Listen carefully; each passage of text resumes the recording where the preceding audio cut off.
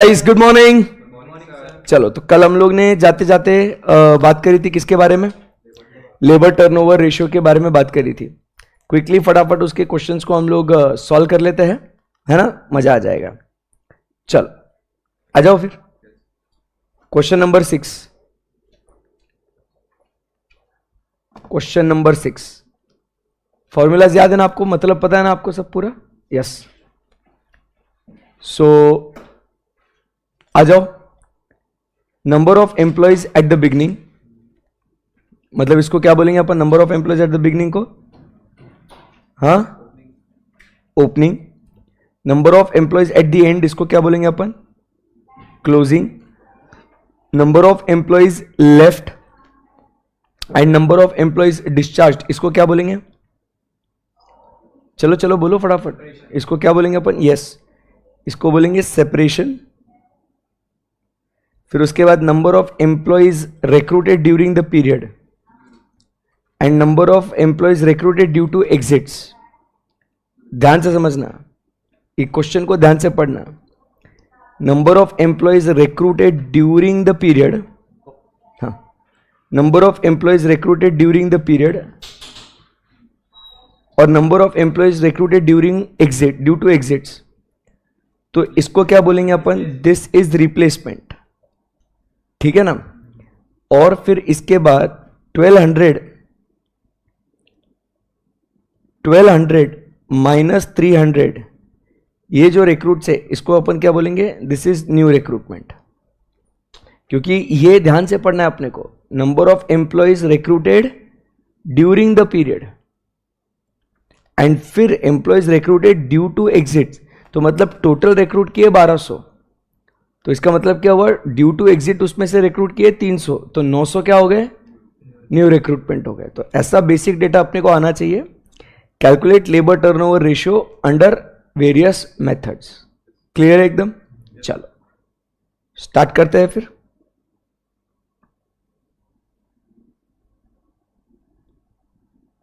Question number कौन सा है अपना? 6। रेडी? या सो सबसे पहले हम लोग लिखेंगे यहां पे बेसिक डेटा सॉल्यूशन।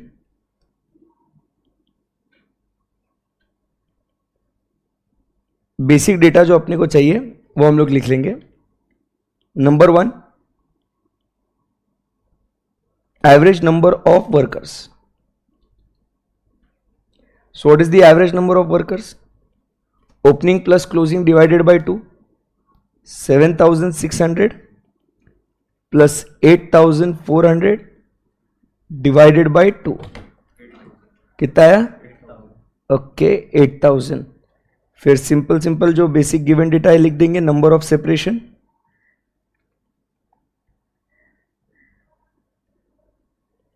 कितना है? Number of separation is equal to left plus discharged.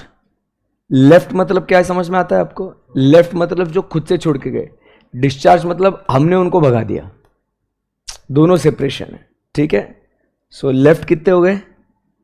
80 और डिस्चार्ज कितने हो गए? 320। So that is equal to 400 workers.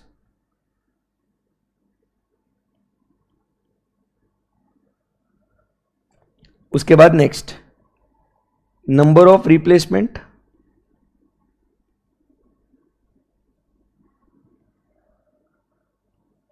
कितना आ गया रिप्लेसमेंट? 300 वर्कर्स। उसके बाद number of new recruitments,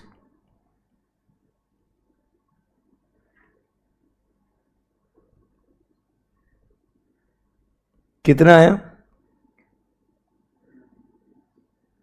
1200 minus 300 is equal to 900 workers. Now number of accessions, बोलो कितना है? नंबर ऑफ एक्सेशंस मतलब क्या होता है? नाम से ध्यान में रखने का, इसको लर्न नहीं करने का। एक्सेस मिल रहा है, कितने लोगों को एक्सेस मिल रहा है? कहां कहां पे मिलता है? रिप्लेसमेंट प्लस न्यू रिक्रूटमेंट, अब भूल गए आप लोग,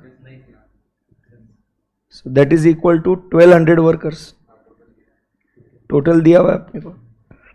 फिर उसके बाद flux is equal to separation plus accessions. Separation कितने थे 400 plus 1200 is equal to 1600 workers. बराबर है कि नहीं? सो अब क्या करना है अपने को, बस लेबर टर्नओवर कैलकुलेट करना है।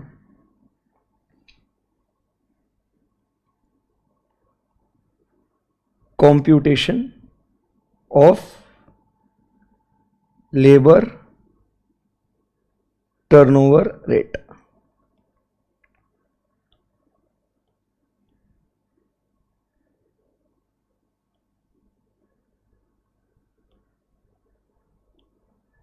सेपरेशन मेथड से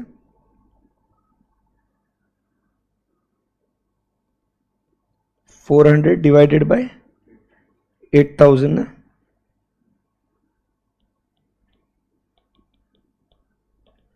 कितना आया 5%। Thank you. सेकंड कौन सा है, रिप्लेसमेंट। रिप्लेसमेंट कितने थे अपने 300 divided by 8000 into 100 is equal to 3.75%। Replacement के बाद next we have is new recruitment. कितना इजी है, समझ में आया आपको? बेसिक डेटा सही आना चाहिए। न्यू रिक्रूटमेंट कितना है 900 divided by 8000 into 100 is equal to 11.25%। Then we have is accessions. Accessions कितने हैं 1200 divided by 8000 into 100 is equal two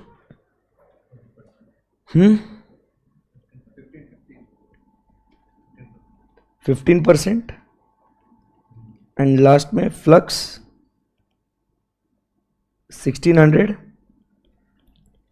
divided by 8000 into 100 is equal to 20%। Done. ऐसा आपको 5 नंबर मिल जाता है, एकदम बढ़िया।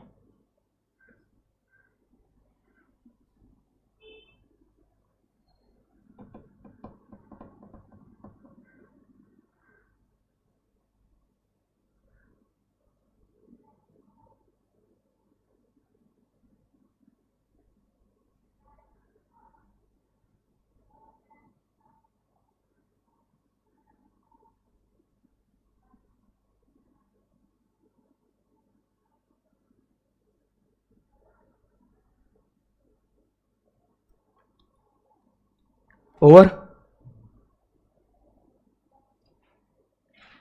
चलो नेक्स्ट क्वेश्चन। क्या कर रहा है भावेश, कितना स्लो लिख रहा भाई?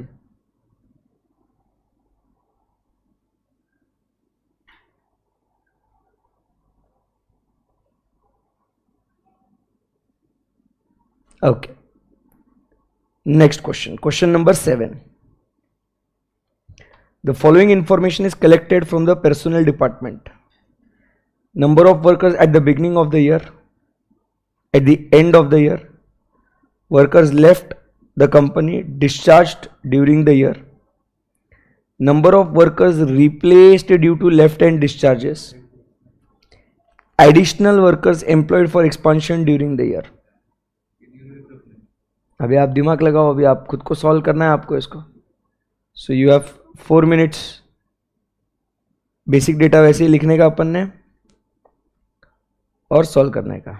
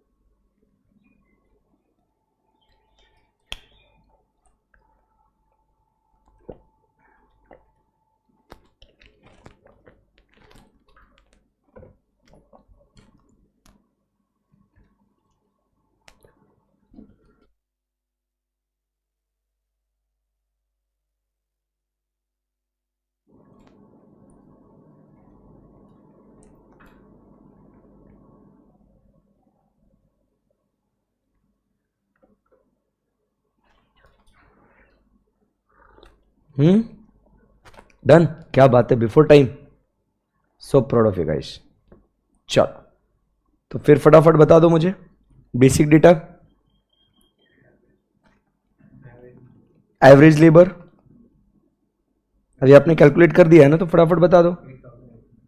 8,800 वर्कर्स।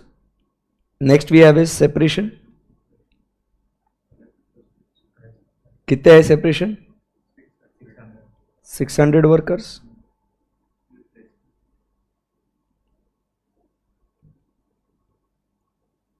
Replacement 700 workers. उसके बाद गड़बड़ है इधर के आ गया सर। न्यू रिक्रूटमेंट कितना लिखने का? डायरेक्ट दिया हुआ है ना, क्योंकि वहां पे वर्ड क्या दिया हुआ है? एडिशनल वर्कर्स रिक्रूटेड, ऐसा। तो कंफ्यूजन नहीं होना चाहिए, क्वेश्चन को ध्यान से पढ़ना है। फिर उसके बाद एक्सेशंस,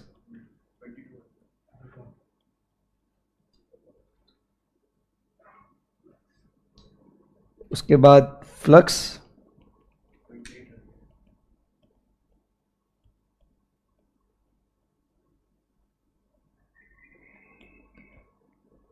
computation of labor turnover rate,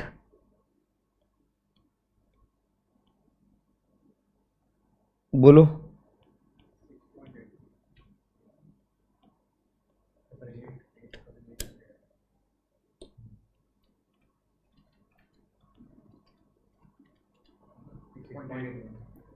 क्या हुआ? Separation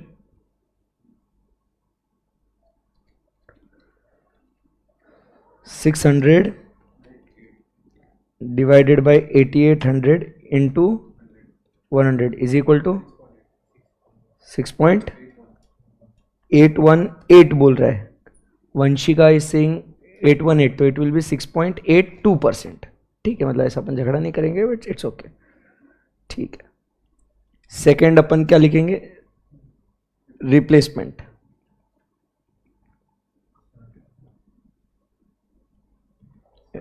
replacement 700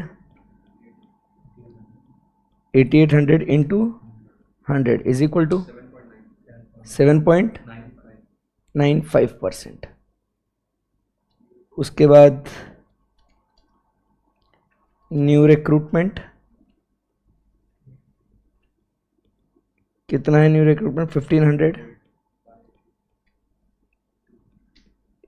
into 100 is equal to 17.045%। Question में इतना ही बोला था 3 निकालने के लिए, है ना?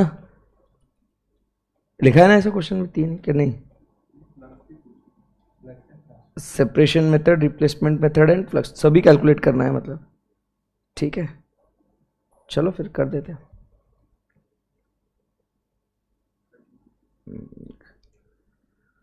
हाँ, नेक्स्ट एक्सेशंस।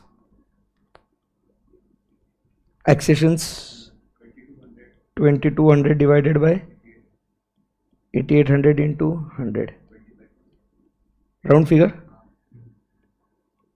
एंड फ्लक्स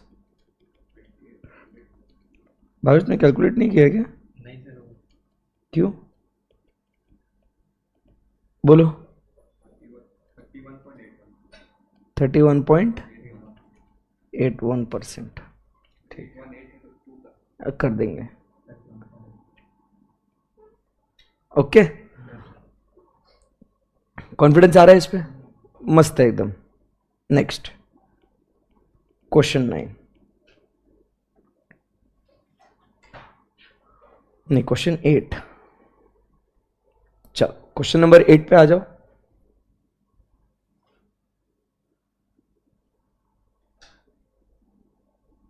थोड़ा सा दिमाग लगाओगे? करेंगे फिर। चलो,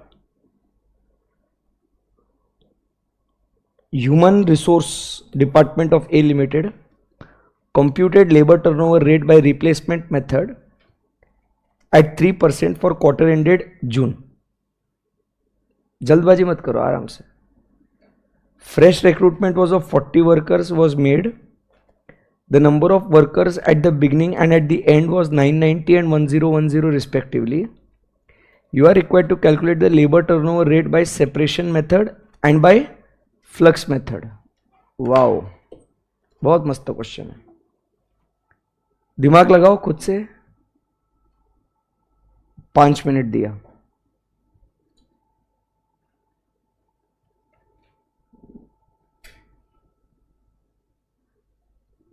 क्या दिया है डेटा, क्या कैलकुलेट करना है, तो कैसे मिलेगा, ये सब दिमाग लगाना. ठीक है.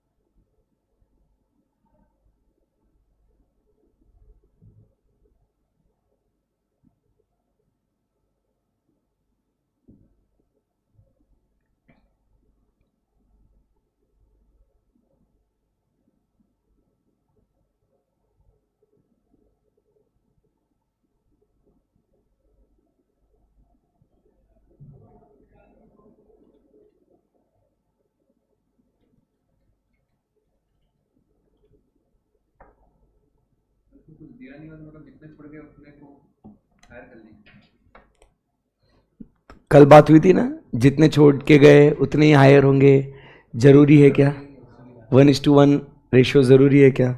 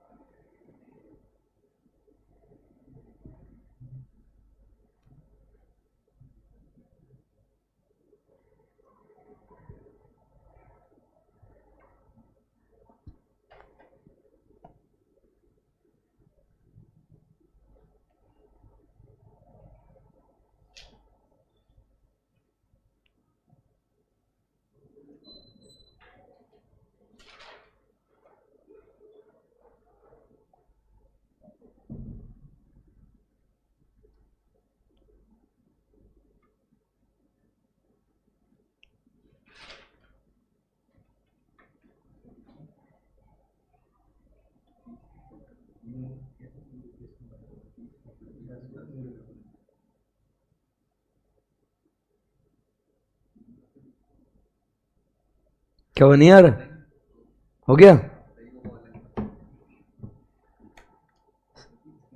अजीब क्वेश्चन है. इनकम्प्लीट है. एग्जाम में क्या होता है, ऐसा क्वेश्चन आता है ना, बच्चा अरे क्वेश्चन ही गलत है, फ्री में मार्क्स मिल जाएंगे, छोड़ आगे चलते हैं, ऐसा सोचते हैं. सर क्वेश्चन ही गलत था एग्जाम में. अरे बेटा गलत नहीं है क्वेश्चन, इन केस. हाँ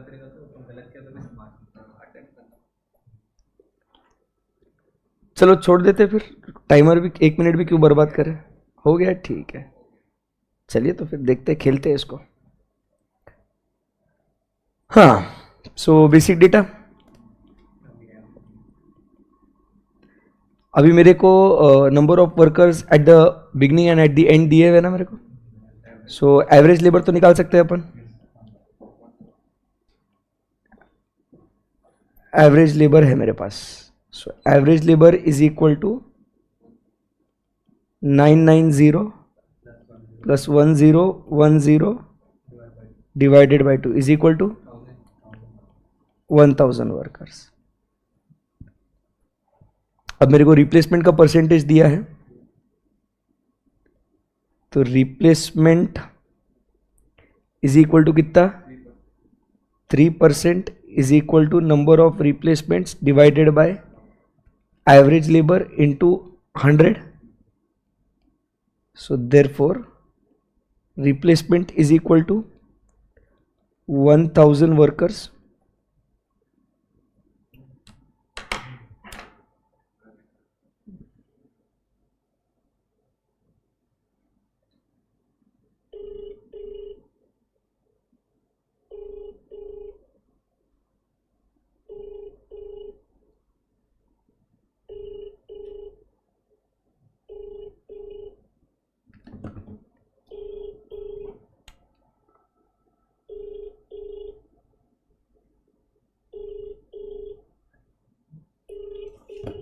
उसको देख.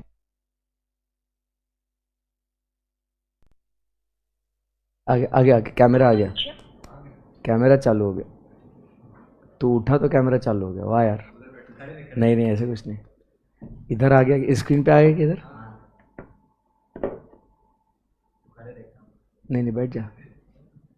Okay we are back.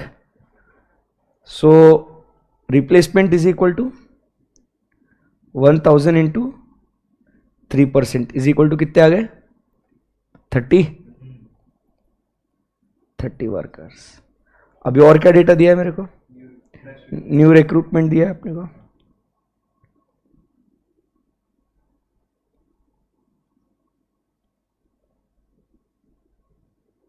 कितना है वो न्यू रिक्रूटमेंट 40 वर्कर्स.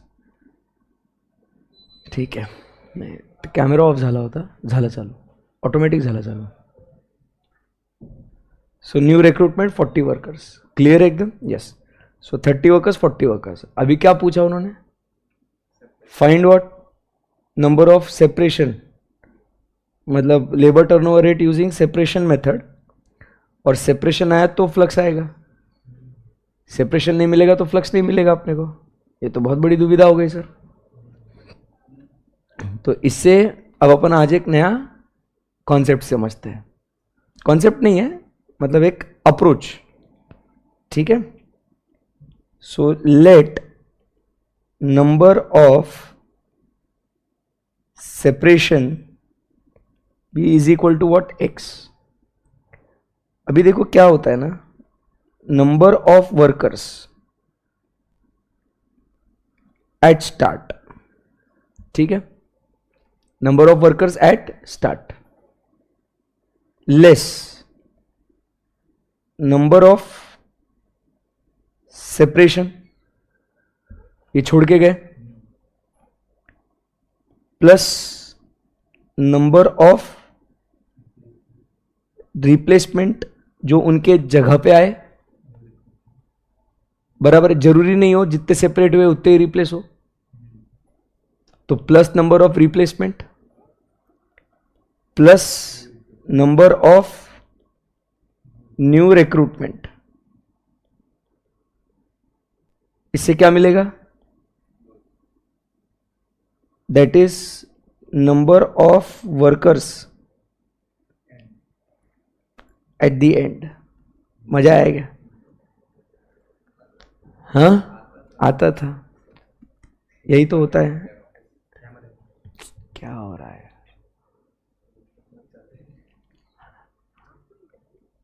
देखो भारी होगा ये मत. कृपया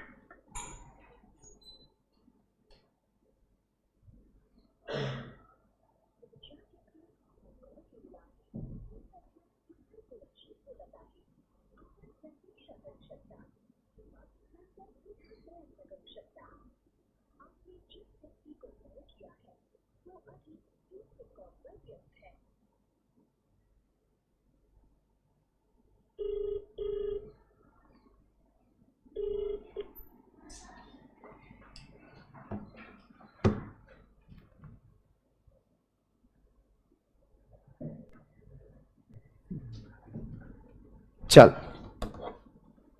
सो number of workers at the end ऐसे मिल जाता है अपने को, क्लियर है एकदम। So number of workers at the start कितने थे? 990, 990। Number of separation is equal to x, replacement कितना है?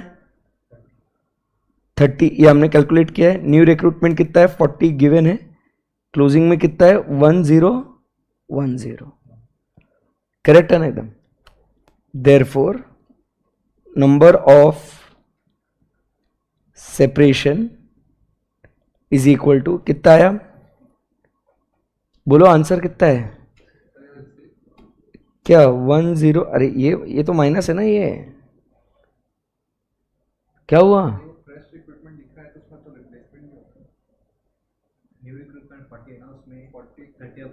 नहीं नहीं नहीं, अरे the number of workers fresh recruitment is 40, समझा क्या? और रिप्लेसमेंट तो ऑलरेडी दिया हुआ है ना आपको, 30 कैलकुलेट किया ना आपने, अलग अलग है ना वो।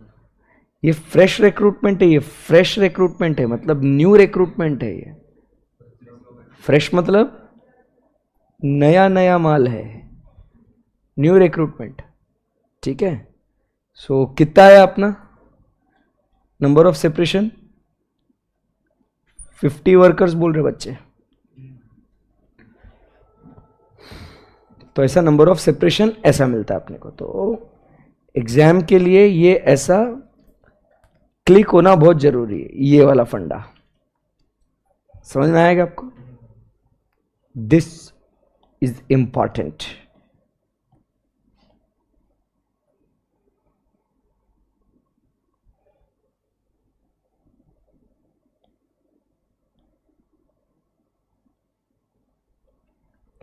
लिख लिया ना आपने?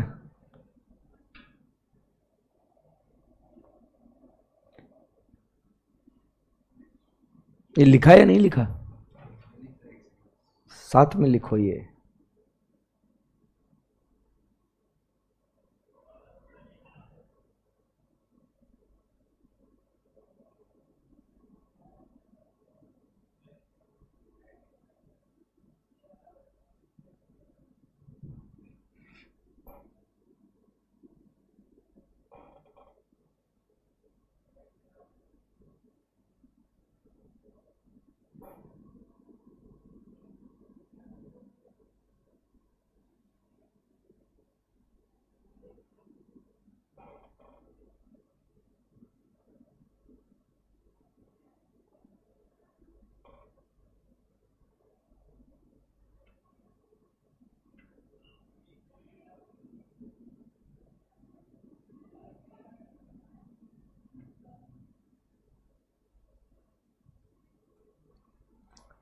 चलो, सो अब यहां से हम लोग कंप्यूट करते हैं। बेसिक डेटा निकलने के बाद computation of labour turnover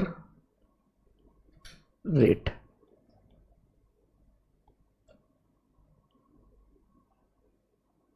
so number 1 क्या पूछा आपने को?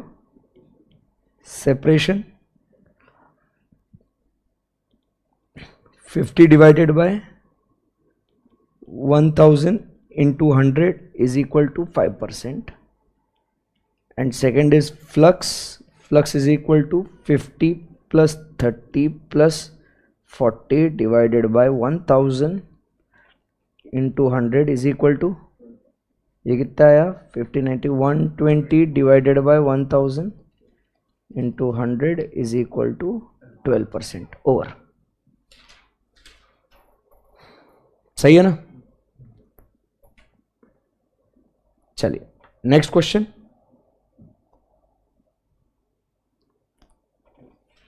अभी और दिमाग लगाने का।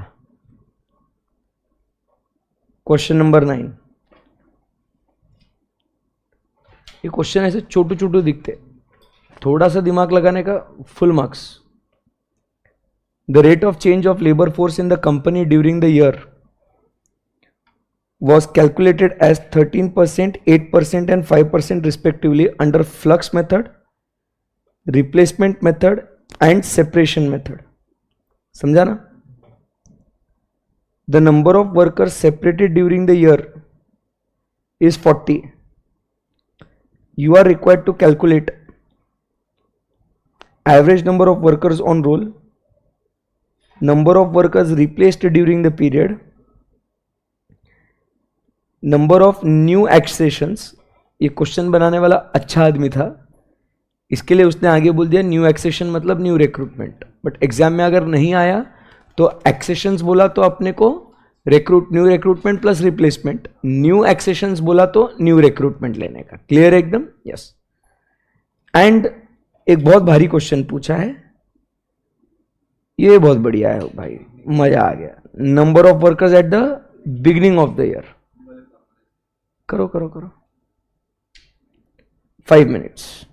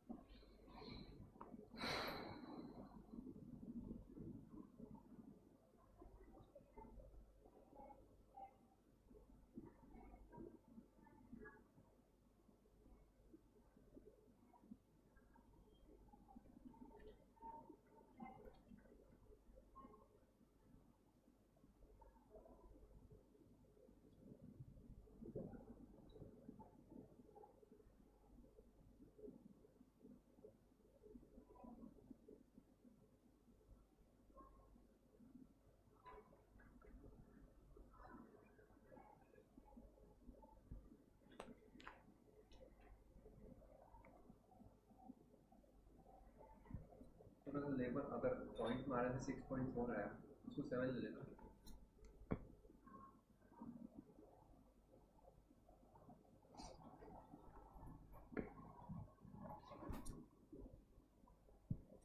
तेरा क्या आ रहा है ऐसे पॉइंट में, क्या आ रहा है?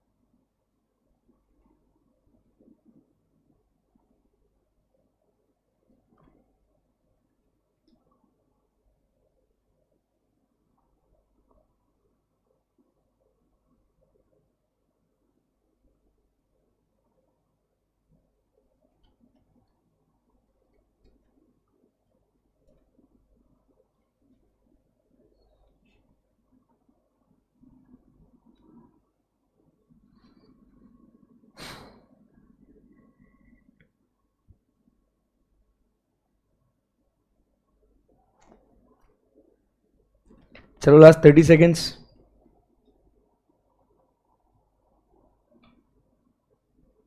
नहीं आ रहा ना?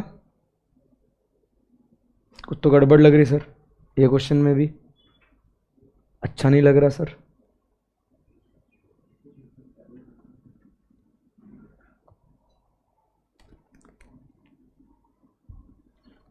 चलो मजा आ गया। Okay let's discuss. सर सब अच्छा चल रहा था, ये number of workers at the beginning of the year ऐसा पूछ के सर है ना उन्होंने गड़बड़ कर दी। एवरेज तो सीधा निकाल लेते थे, ठीक है ना। अब नंबर ऑफ बिगिनिंग पूछ रहे तो स्टार्टिंग भी तो चाहिए होगा, फिर सॉरी एंड भी तो चाहिए होगा, बराबर है कि नहीं? आ जाओ मजा करते हैं।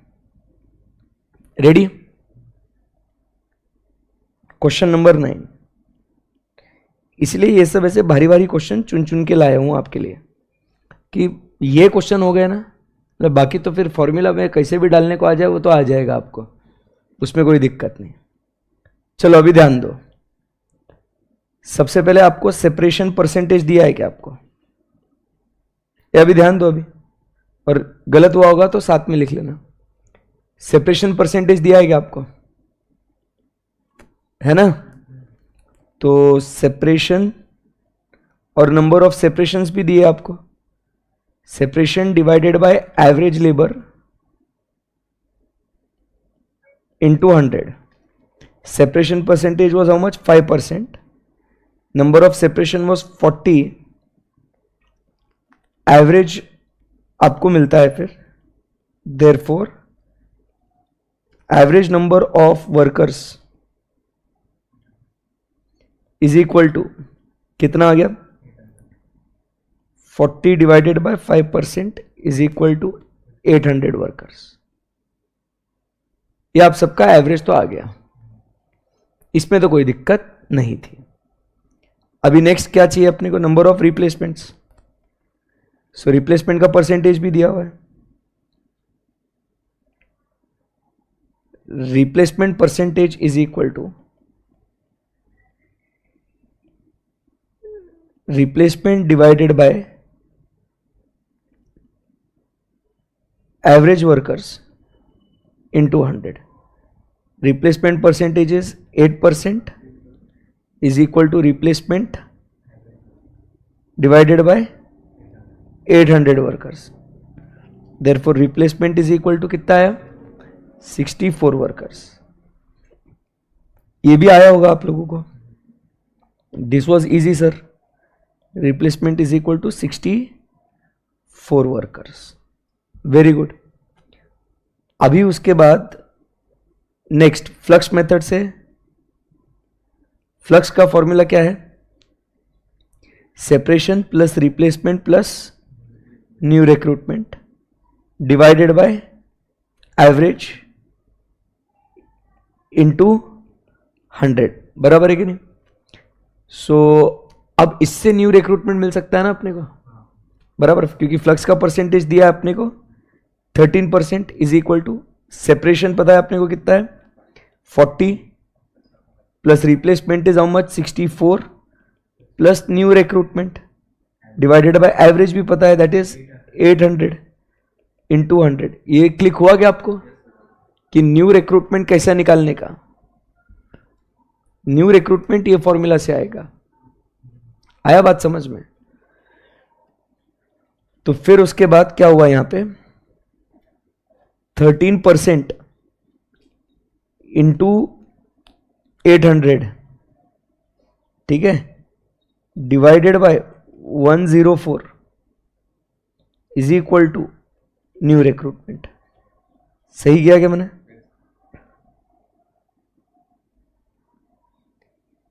सो कितना आया?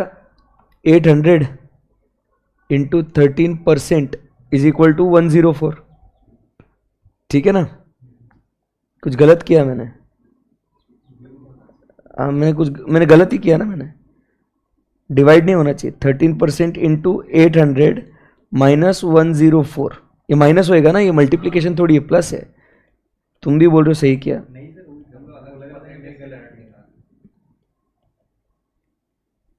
Therefore new recruitment is equal to 104 minus 104 is equal to 0. बच्चा क्या होता है, एग्जाम में हैंग हो जाता है, अबे यार मेरा आंसर 0 आया, कुछ तो भी गड़बड़ करी है मैंने, समझा क्या? So new recruitment is equal to 0. सही है. अभी जो प्रॉब्लम है वो अभी रियल प्रॉब्लम तो अब शुरू हुई कि how to find the number of workers at the beginning. बोलो बोलो. इक्वेशन दो मिलेगा, दो इक्वेशन मिलेगा. क्या मिलेगा? इक्वेशन हाँ, सॉल्व करके. कौन से दो इक्वेशन? जैसे अगर आप वो जो फॉर्मूला बताया, जो लंबा वाला फॉर्मूला है, उसमें वैल्यू डालोगे तो ओपनिंग माइनस क्लोजिंग आएगा 24, और एवरेज लोगों को पता है. इसमें आगे आ जाओ देखते हैं, ध्यान से सुनिए. So let number of workers at start is equal to x and number of workers at end is equal to y. Therefore x plus y divided by 2 is equal to 800 workers. Therefore x plus y is equal to 1600 workers. This becomes your equation number 1. Also, opening minus separation plus replacement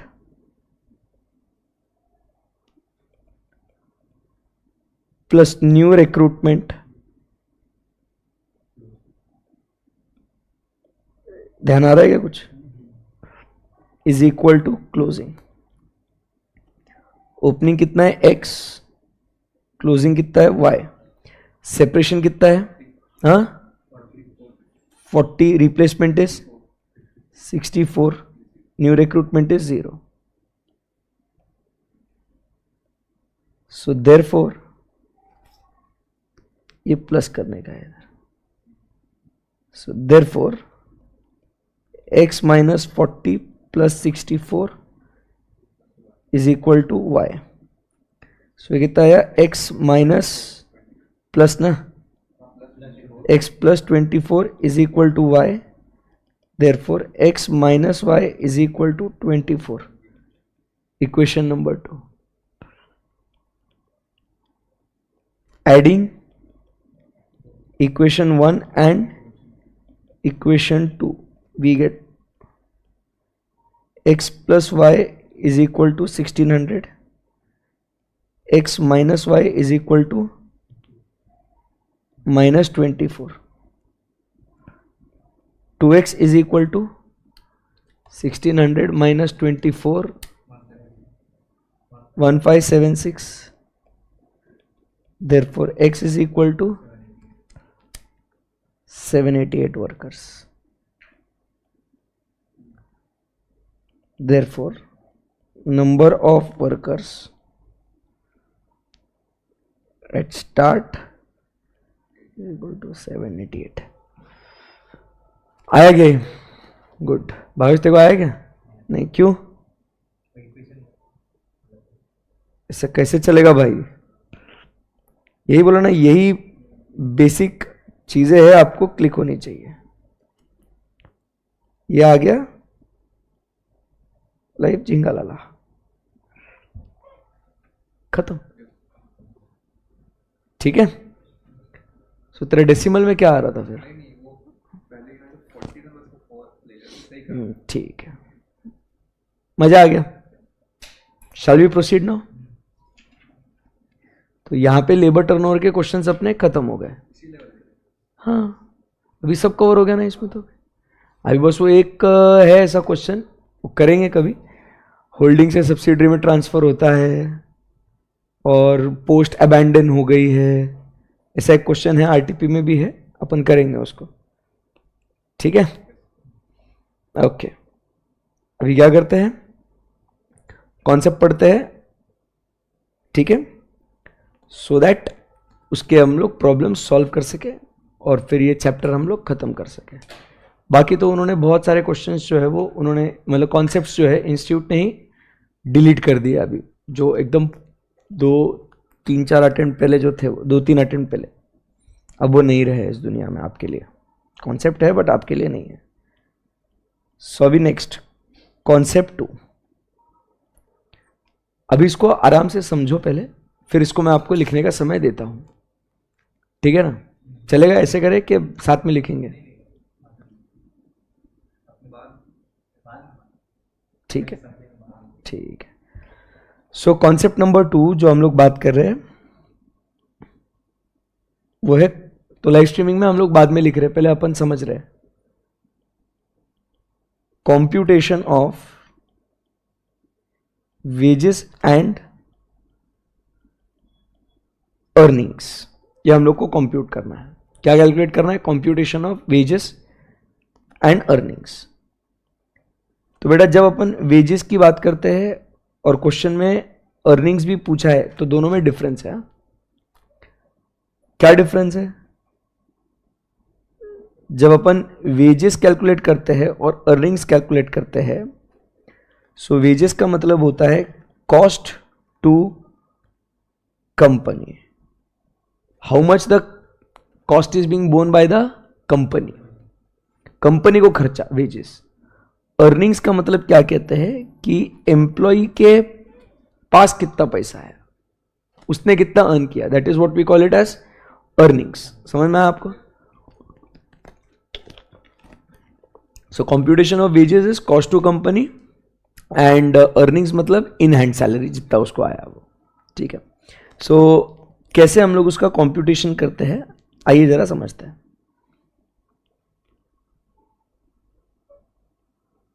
So how do we do the computation? So number 1 हम लोग क्या करेंगे, we will take what is the, उसका जो basic salary होता है वो तो लेंगे ही लेंगे। अब बेसिक सैलरी के अलावा उसको और बहुत कुछ पैसा मिलता है, allowances, perquisite, bonus, overtime, commission, x gratia, ये बहुत सारे उसको क्या मिलते हैं, पैसे मिलते हैं। तो वो भी हम लोग क्या करेंगे, यहाँ पे ऐड करेंगे। सो हम लोग यहाँ पे प्लस और कौन सी चीजें करेंगे? So we will add what, बोलो? Allowances, perquisites, bonus, overtime, commission, incentives, ठीक है? तो ये सब चीजें हम लोग क्या करेंगे, एम्प्लॉय को ऐड करते जाएंगे, ठीक है? ये सब जब चीजें हम लोग ऐड कर देंगे तो यहां पे जो अपने को मिलता है वो क्या मिलता है, we get what is the gross salary. Understood? इस ग्रॉस सैलरी में से फिर क्या होता है, there are some deductions. Deductions किस बात का होता है? सो देर इज एम्प्लॉईज, बोला क्या बोला सर ने? Employees, employees contribution to provident fund, employee state insurance, उनका जो कंपनी का इंश्योरेंस होता है ना, तो एम्प्लॉय का भी कंट्रीब्यूशन होता है उसमें। So employees contribution to PF and ESI, ठीक है? सो उसका कंट्रीब्यूशन हम लोग को देखना है यहां पे। फिर उसके बाद हम लोग क्या माइनस करते हैं, और टैक्स डिडक्टेड एट सोर्स,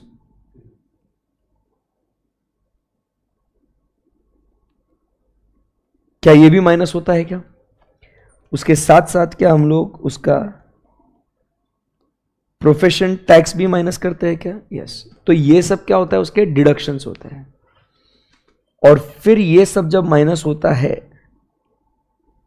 तो जो हाथ में आता है उसके, वो अपन क्या बोलते हैं उसको, नेट सैलरी। और बॉस ये जो नेट सैलरी होती है इसको अपन क्या बोलेंगे, this is called as the earnings of the employee. इसको क्या बोलेंगे अपन, this is earnings of employee. ये बात पहुंची आप तक? So basic salary plus what? Bonus, commission, incentives, allowances, perquisites, overtime. तो आ गया ग्रॉस सैलरी। ग्रॉस सैलरी में से माइनस क्या करा अपन ने? एम्प्लॉइज कॉन्ट्रीब्यूशन, बराबर कि नहीं? Employees contribution to PF, ESI, TDS, profession tax, ये सब माइनस होगा उसके, और फिर जो उसके इन हैंड आएगा उसको बोलेंगे अपन नेट सैलरी। क्लियर एकदम? यस। अभी अपने को कैलकुलेट करना है क्या? Cost to company. सो जब अपन कॉस्ट टू कंपनी कैलकुलेट करेंगे, how to calculate cost to company, ध्यान से सुनना। तो हम लोग कॉस्ट टू कंपनी के लिए स्टार्ट करेंगे विथ व्हाट?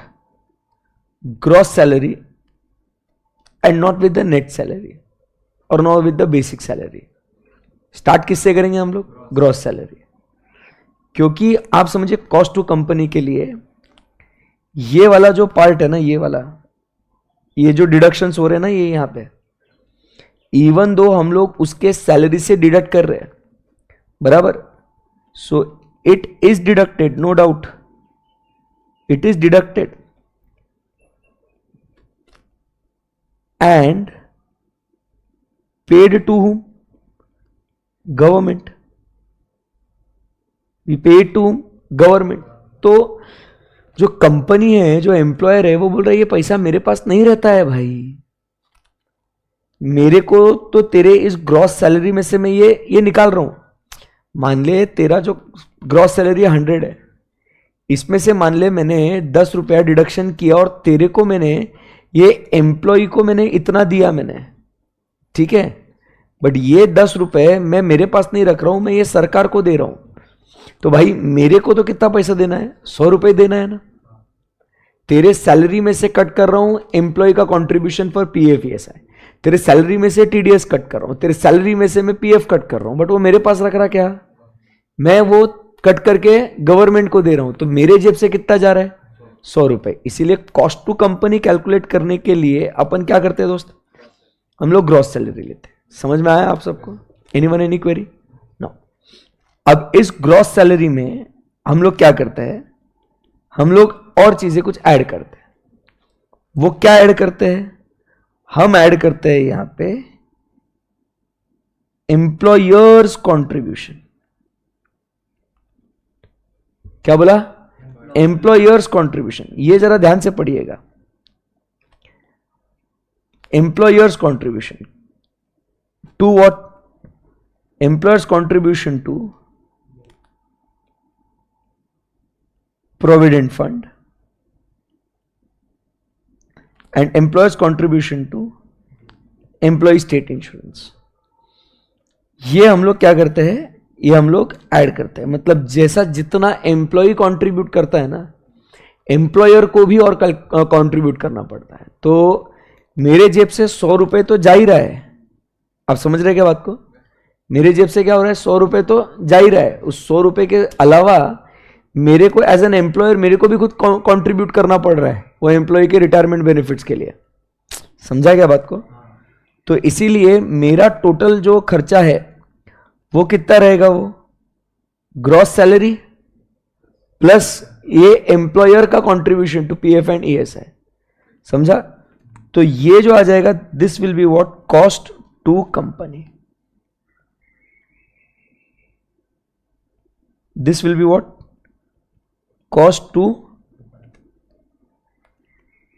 कंपनी। क्या आपको समझ में आया क्या? बोलो कुछ। यस, ये बेसिक फंडा है कॉन्सेप्ट। तो आपको जब कंप्यूट करने के लिए आएगा, compute cost to company and earnings, तो आपको ये ध्यान में रखना है। लिखो। फिर अपने को यहां पे फोकस जो करना है वो किसके ऊपर फोकस करना है? बोनस और ओवर टाइम के ऊपर। इसके ऊपर कॉन्सेप्ट है।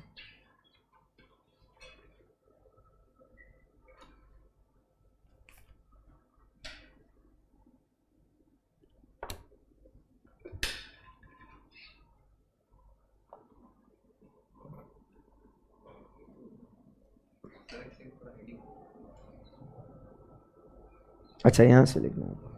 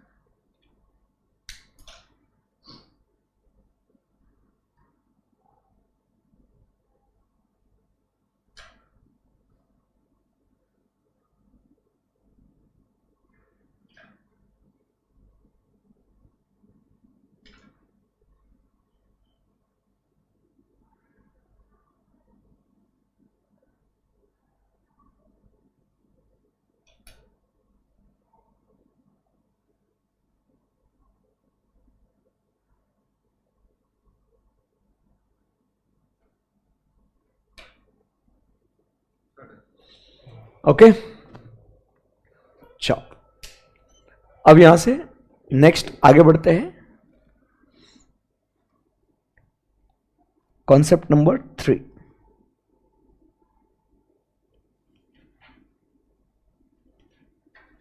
सो अब जो अपन बात करेंगे वो है कॉस्ट कंट्रोल के बारे में।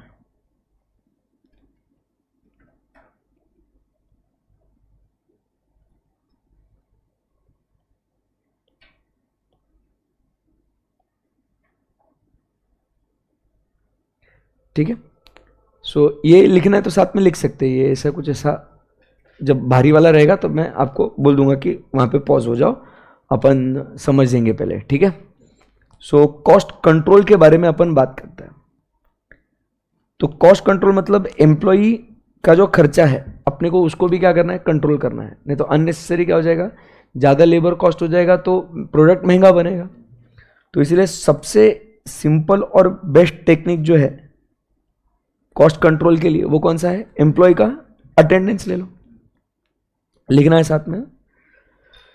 So you take what the attendance of the employee, as simple as that. तो जब अपन एम्प्लॉय का अटेंडेंस लेते हैं ना, तो एम्प्लॉय के अटेंडेंस में देयर आर 2 थिंग्स। एक अपन बात करते हैं अबाउट व्हाट, टाइम कीपिंग। किसकी बात करते हैं, एक टाइम कीपिंग, और एक 3-4 लाइन छोड़ने के बाद लिखो दूसरा जो है वो है टाइम बुकिंग। सो कंट्रोल जो है कॉस्ट पे का वो 2 हिसाब से हम लोग कर सकते हैं अटेंडेंस लेके। अटेंडेंस में 2 बातें हैं, एक है टाइम कीपिंग और एक टाइम बुकिंग। टाइम कीपिंग में क्या होता है ध्यान में रखना, ये एमसीक्यू के लिए बहुत इंपॉर्टेंट है। ये टाइम कीपिंग में क्या होता है, हम लोग सिर्फ उस एम्प्लॉय का in time and out time, ये जो है हम लोग इसको नोट करते हैं बस। आएगा समझ में?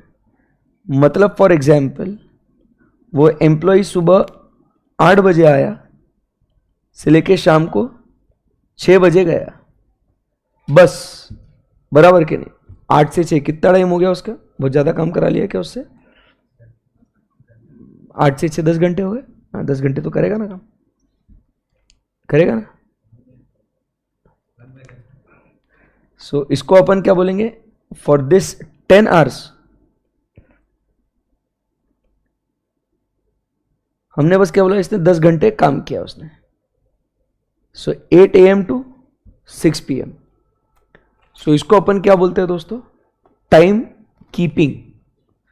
कीप करना है, सिर्फ टाइम कीपिंग करना है, ठीक है? सो इसको अपन क्या बोलते हैं? Time keeping. कब आया कब गया, दैट्स इट। कब आया कब गया, उसका रिकॉर्ड जब मेंटेन करना होता है, इसको अपन क्या बोलेंगे? Time keeping. अभी आगे बढ़ते हैं। Next we talk about is time booking की। टाइम बुकिंग में क्या होता है? वो कब आया कब गया वो तो हिसाब अपन ने मेंटेन करा टाइम कीपिंग में।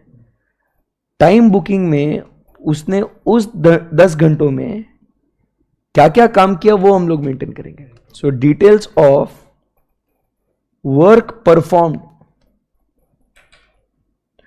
उसने उस 10 घंटे में क्या क्या काम किया उसका डिटेल, उसका हिसाब किताब जो हम लोग नोट करके रखते हैं, उसको क्या बोलेंगे अपन? Time booking. So time keep करना मतलब सिर्फ कब आया कब गया, और टाइम बुकिंग मतलब क्या है? उसके details of the work that he has been performing. जैसे फॉर एग्जाम्पल,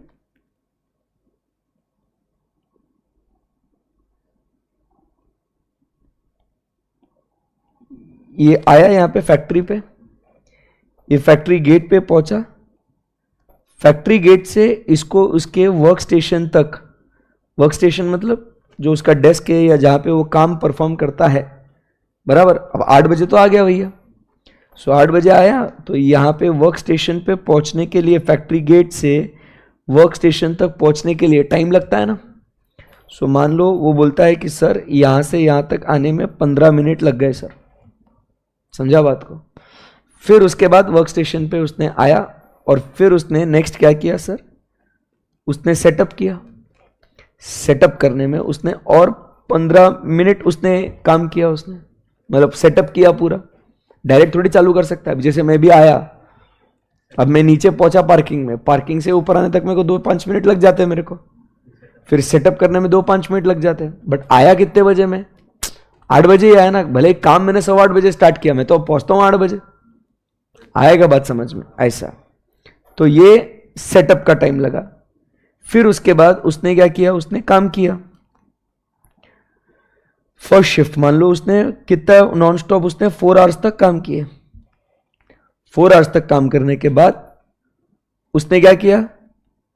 इंसान है, फिर उसने ब्रेक लिया। उसने ब्रेक लिया, मान लो उसने और 30 मिनट्स का ब्रेक लिया उसने,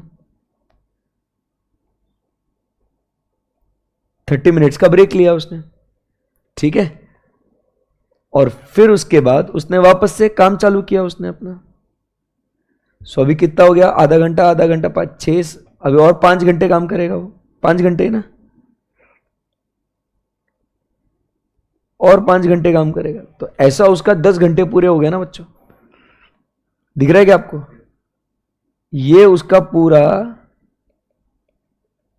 10 आवर्स का हिसाब किताब है उसका अपने पास, कि उसने 10 घंटे, आया 8 बजे गया 6 बजे, बट भाई उस 8 से 6 में तूने क्या क्या काम किया वो बता। तूने क्या क्या काम किया उस 10 घंटे में वो बता तू हमको। तो वो बोलेगा सर 15 मिनट इसमें गए, 15 मिनट उसमें गए, आधा घंटे का ब्रेक लिया, और फिर 9 घंटे मैंने काम किया सर। समझा बात को? क्लियर एकदम? यस। अभी यहां से इस 10 घंटे की कहानी शुरू होती है। इसको अपने को कंट्रोल करने का है, ठीक है। अब इसमें क्या होता है, अभी आप आराम से समझेंगे इसको, क्योंकि अभी इंपॉर्टेंट कॉन्सेप्ट है। अभी क्या होगा यहां पे, दो बातें होगी कि there will be what actual hours that he has worked, and then we have what is the idle time, actual hours या idle hours, that is what we call it as the idle time. Idle time ही लिखता हूं मैं, ठीक है। अब उसने actual our कितने घंटे काम किया उसने, 9 hours. Effective actual hours was how many hours, 9 hours.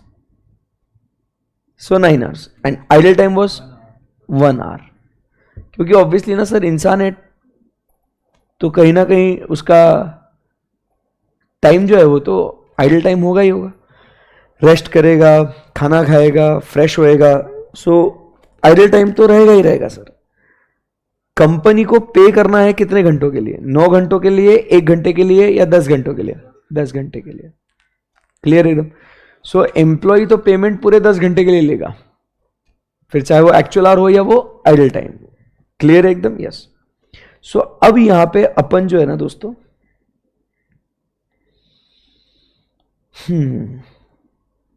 ये जो आइडल टाइम है, अब इसका हिसाब किताब लगाएंगे अपन।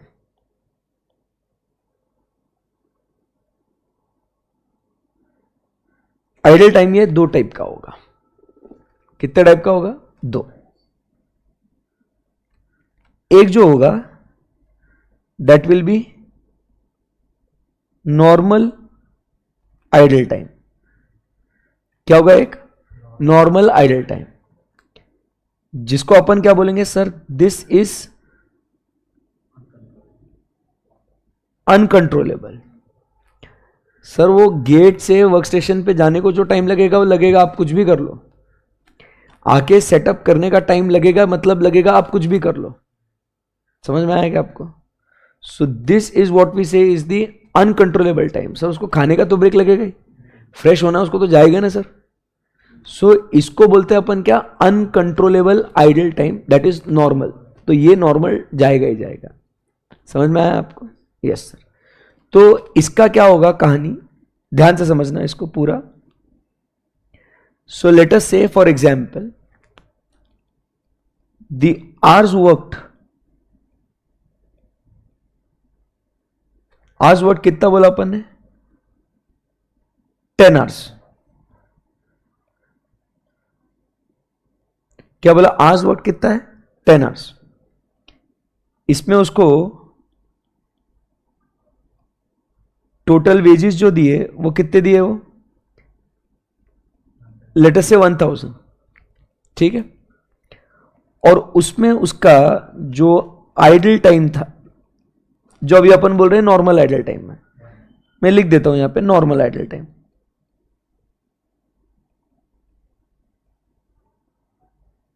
That was 1 hour. आएगा ध्यान में आपको? सो आपको एग्जाम में क्वेश्चन आएगा, calculate effective wage rate per hour. क्या करना आपको, क्वेश्चन क्या आएगा, calculate effective wage rate per hour. So ऐसा अपन ने 1000 रुपए उसको 10 घंटे के लिए दिए, बट उसमें का 1 घंटा क्या था, आइडल टाइम था। तो अपन ने पर प्रोडक्टिव आवर के लिए कितना पैसा दिया, सो हमने पर प्रोडक्टिव आवर के लिए कितना पैसा दिया, तो sir it is equal to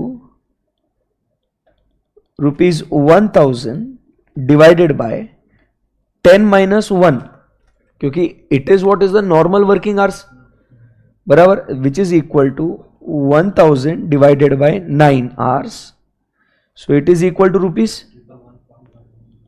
₹111.11 per our. समझा गया आपको? ठीक है ना, नॉर्मल लॉस जैसे सेम वैसे ही कॉन्सेप्ट है वो।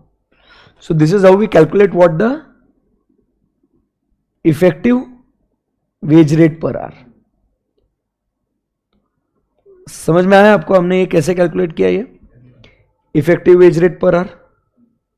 अंडरस्टूड? यस। अभी और एक क्वेश्चन आएगा आपको इधर एग्जाम में, कैलकुलेट, जैसे अपन मटेरियल कॉस्ट निकालते थे, अब वो पूछेगा calculate labour cost for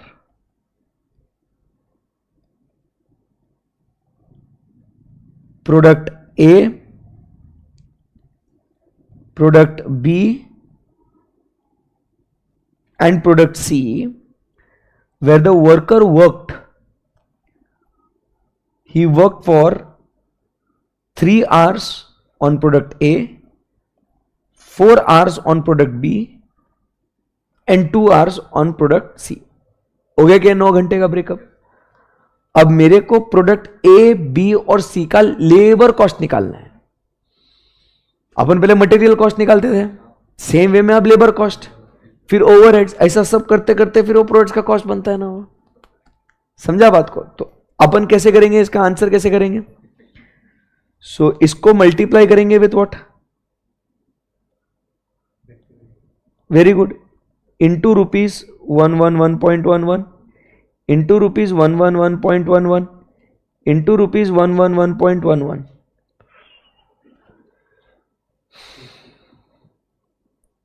three three three 444 and 456 22, इसको 445 कर दूं एंड 222, तो 1000 रुपये पूरे हो गए कि नहीं?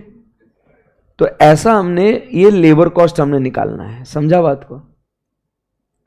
सो first we calculate what? Effective wage rate, that is the effective wage rate, मतलब for per actual hour worked. समझा गया बात को? क्लियर एकदम? और उसके बाद फिर हम लोग ये लेबर कॉस्ट निकालते हैं. इजी है कॉन्सेप्ट. ऐसा ये क्या है, समरी बनना हुआ रहा ना, तो कॉन्सेप्ट अपने को ऐसा दिक्कत नहीं जाती पढ़ने के लिए. ठीक है. सो ये हो गया अपना नॉर्मल आइडल टाइम के बारे में. आशा कर रहा हूं ये आपको समझ में आ गया होगा. अब आगे बढ़ते हैं. फिर अब यहां पे हम लोग बात करेंगे, दूसरा क्या होगा? Abnormal idle time. Abnormal idle time मतलब क्या है कि सर ये आपका कंट्रोलेबल था, बट आपने इसको जबरदस्ती वेस्ट कर लिया आपने. मतलब कैसे कि आपने रॉ मटेरियल परचेस नहीं करा. अब रॉ मटेरियल परचेस नहीं किया तो क्या हुआ? एम्प्लॉय तो आके बैठा है ना, बट क्या हुआ? मटेरियल ही नहीं, तो वो काम कहां से करेगा सर? प्रॉब्लम है. अब जैसे मैं सुबह तो आ गया था, मैं 8:15 बजे, जो मेरे को काम करने के लिए जो वो हेल्पर है सेटअप करने के लिए, वही व्यक्ति नहीं आया जो ये स्ट्रीमिंग स्टार्ट करता है, तो मैं कैसे काम करूं? मैं तो आइडल बैठा था ना आपके साथ, तो मैं तो आइडल बैठा था ना. तो वो आइडल टाइम नॉर्मल था या एबनॉर्मल था? अब देखो, नीचे से ऊपर आना, ऊपर से यहां तक आके सेटअप करना, ये नॉर्मल आइडल टाइम था ये. बट अब पूरा सेटअप हो गया, मैं बैठा हूं, बट जो व्यक्ति मेरा काम स्टार्ट करके देगा वही नहीं आया. उसको टाइम से आना चाहिए था ना, वो कंट्रोलेबल था ना वो, बट आज बेचारे को लेट हो गया उसको, तो इसीलिए आज लेक्चर लेट स्टार्ट हुआ. तो इसको क्या बोलेंगे अपन? एबनॉर्मल. तो जो आप कंट्रोल कर सकते थे वो क्या हुआ? आपने उसको कंट्रोल नहीं किया और फालतू में वेस्ट हो गया. अब मैं अगर यहां पे आया हूं और मैं बैठा हूं, मैं तो पैसे लूंगा कि नहीं? मैं क्या बोलूंगा? मैं तो आया, मैं तो पैसे लूंगा, गलती तुम्हारी थी. समझ में आया आपको? तो अपने को अनकंट्रोलेबल आइडल टाइम भी हो तो भी पैसा उसको तो देना, तो वो 10 घंटे का पूरा पैसा लेगा वो. समझ में आया आपको? चाहे वो नॉर्मल आइडल टाइम हो या एबनॉर्मल. क्लियर एकदम? यस. तो अभी अपन इसमें कैसे करते हैं? अपन इसको वापस अपन क्या करते हैं? एग्जाम्पल लेते हैं. ठीक है ना? सो एग्जाम्पल में अपन क्या बोलेंगे इसको? Hours worked is equal to how many hours work? 10 hours. समझा बात को? टोटल वेजेस जो है वो कितने हो गए? ₹1000. अब अपन यहां पे बोलते हैं नॉर्मल आइडल टाइम इंक्लूड कर ही लेते हैं. नॉर्मल आइडल टाइम उसको लगा 1 आवर. ठीक है. और अब एब नॉर्मल जो टाइम लगा उसको, मतलब वो मटेरियल शॉर्टेज था, बराबर, मटेरियल आया नहीं, बराबर, तो उसका अपन लेटेस्ट से और बोलते हैं 1 आवर. 1 घंटा और अपन ने क्या कर दिया? एब नॉर्मल आइडल टाइम निकाल दिया. फिर से बेटा आपको एग्जाम में क्वेश्चन आएगा। क्वेश्चन क्या आएगा आपको? Calculate effective wage rate per hour. समझ में आया आपको? एंड हाँ ठीक है, ये पहले कैलकुलेट कर लेते हैं। सो ये कैसे कैलकुलेट करेंगे बताओ आप? This is equal to ₹1000 divided by actual effective hours कितने होने चाहिए थे sir? It should be 10 - 1 only. बोलो हाँ या ना? So this will be equal to 1000 divided by 9 hours is equal to ₹111.11 per our. ये तो सेम ही आ गया ना बच्चा? बोलो रे भाई लोग। ओके, सो ये तो आ गया। अभी इधर क्वेश्चन और एक आएगा आपको, जो इसका अगला वर्जन रहेगा। कैलकुलेट लेबर कॉस्ट फॉर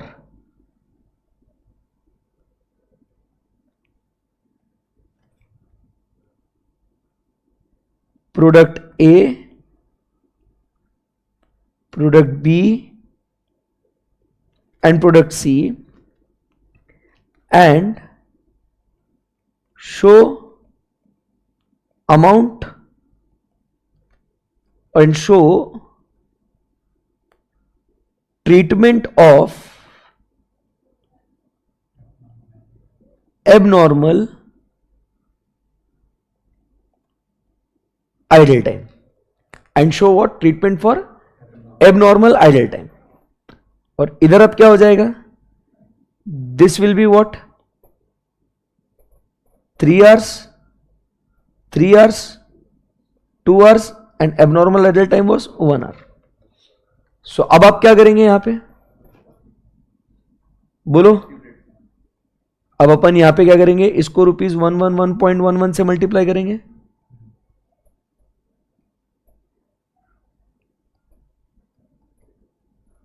ये तो अपना चला जाएगा किसके अंदर? प्रोडक्ट के लिए चला जाएगा ये तो। बोलो कितना है ये? 333 नहीं 222 एंड यहां पे भी अपन क्या करेंगे? इंटू ₹111.11 ये करेंगे ना इधर भी। और ये कितना आएगा अपना? 112 ऐसा कर देते हैं इसको। एंड ये जो एबनॉर्मल आइडल टाइम रहेगा इसको क्या करेंगे अपन? It will be transfer to where?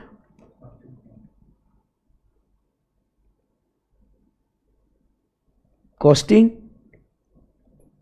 P&L account. समझ में आया आपको? तो ऐसा ये खर्चा प्रोडक्ट को जाएगा और ऐसा ये खर्चा कॉस्टिंग P&L को जाएगा। तो ये आपको समझ में? कंपैरिजन मैंने आपको करके दिया है इसका।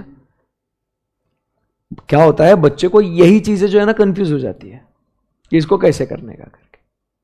क्लियर है एकदम? Yes, very simple. Done guys in the live streaming. कुछ क्वेरी आपको?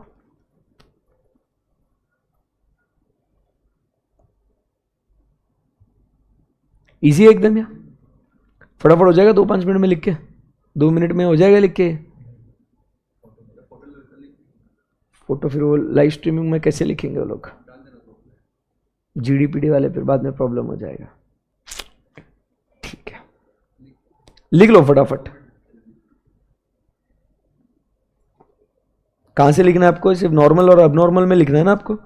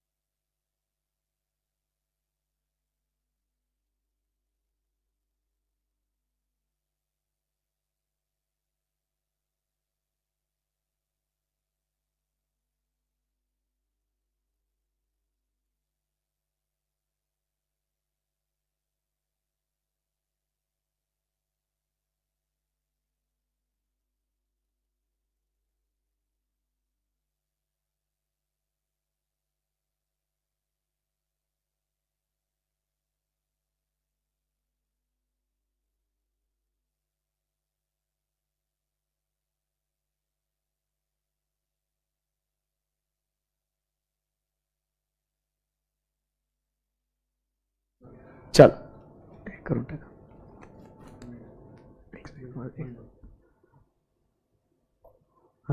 ओके चलो, तो कल मिलेंगे हम लोग और कल हम लोग यहां से कंटिन्यू करेंगे। कल बात करेंगे very important topic that will be over time and bonus, और फिर उसके बाद इसके जो प्रॉब्लम्स हैं हम लोग वो सॉल्व करेंगे, right? Okay, thank you very much guys, bye bye, take care, thank you.